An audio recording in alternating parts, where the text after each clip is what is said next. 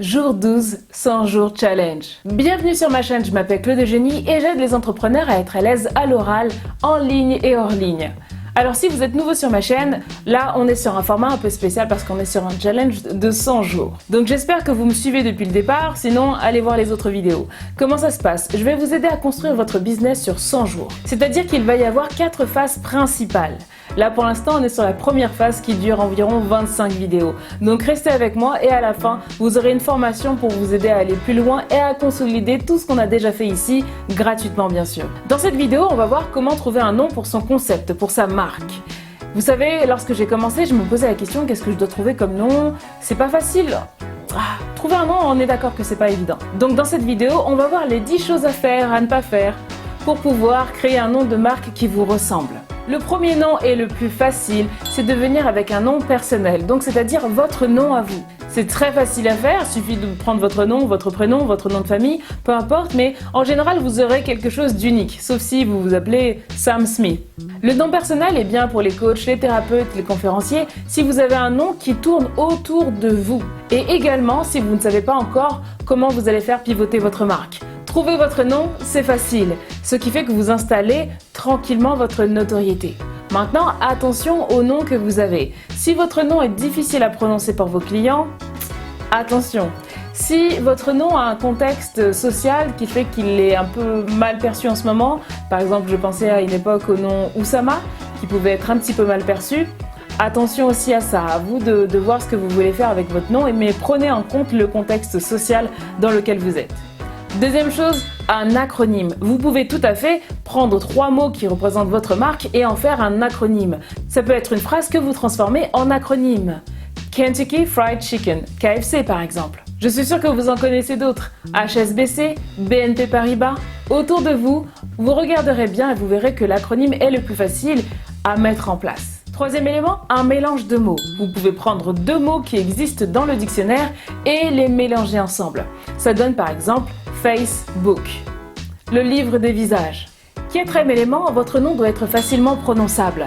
En général, les lettres qui sont difficiles à prononcer d'une langue à une autre sont les lettres R, les lettres H. Le R n'est pas facile, n'est pas évident dans toutes les langues. En anglais, on a du mal à prononcer le R. Le H également peut être difficile à prononcer, que vous parliez arabe, Dutch ou autre langue.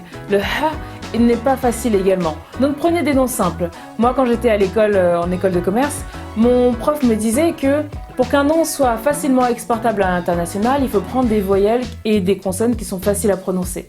Le nom par exemple Bata, la marque de chaussures Bata, est très facilement prononçable dans toutes les langues. 5.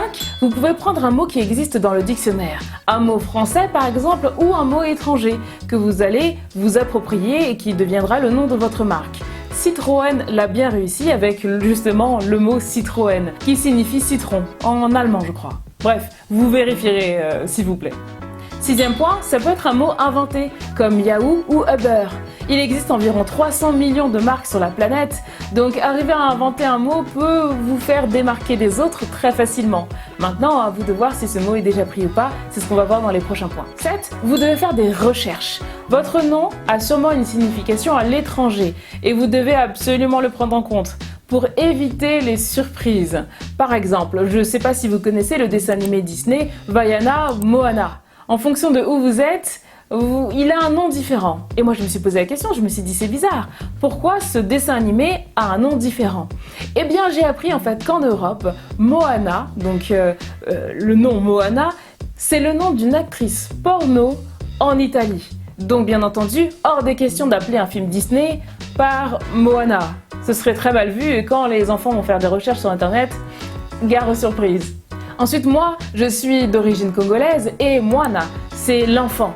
Donc, attention aussi aux significations. Peut-être que c'est intéressant parce que vous venez peut-être du Congo et que vous vous dites tiens, je vais appeler ma marque Moana, qui est enfant, mais en Italie, Moana est une actrice porno. Donc faites attention à ce que vous faites. Vérifiez si le mot que vous utilisez pour votre marque ne signifie pas autre chose dans un autre pays. Ensuite, attention aux noms trop longs.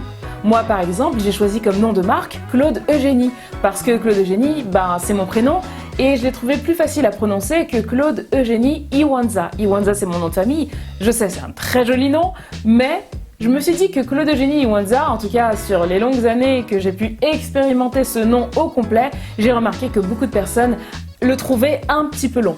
J'ai donc simplifié Claude Eugénie, sauf que j'ai remarqué que beaucoup de personnes m'appellent encore Eugénie, donc si vous me connaissez, moi c'est Claude ou Claude Eugénie, mais pas d'Eugénie.